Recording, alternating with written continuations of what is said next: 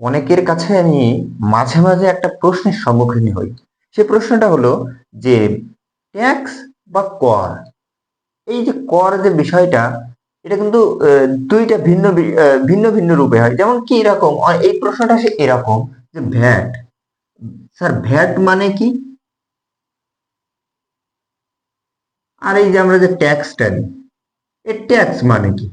মানে দুইটা তো একই জিনিস, তাই না?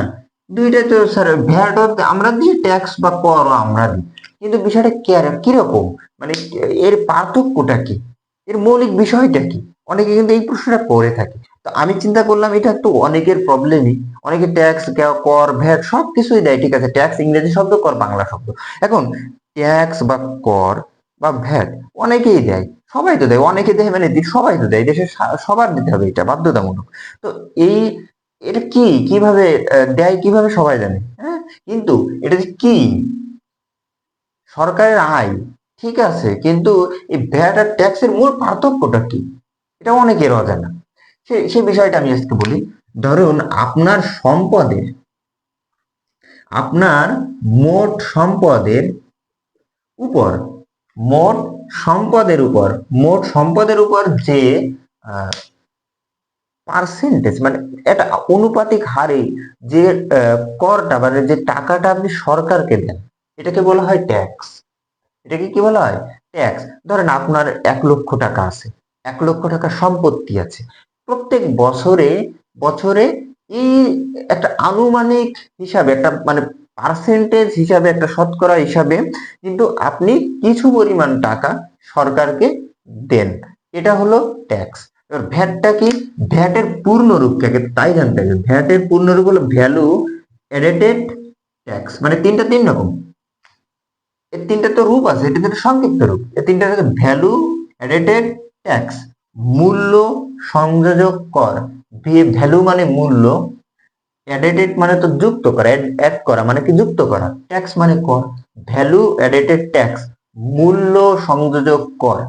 এটার অর্থ হলো, যখন দেশের মানুষ কোনো একটা জিনিস বা কোনো একটা পণ্য ক্রয় করে, সে যে কোনো পণ্যই হোক না, যাই হোক না কেন, তার সঙ্গে কিন্তু সরকারের একটা পাওনা, এটা কিন্তু যুক্ত থাকে। ওইটাকে বলা হয় ভ্যালু এডেটেড ট্যাক্স।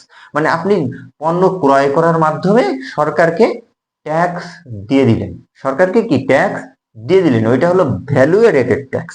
আর মোট সম্পদের, আমরা আপনি যত কিনবেন, আপনি কিনবেন না, ট্যাক্স হলো না, মানে ভ্যাট হলো না, এটাকে হলো ভ্যাট।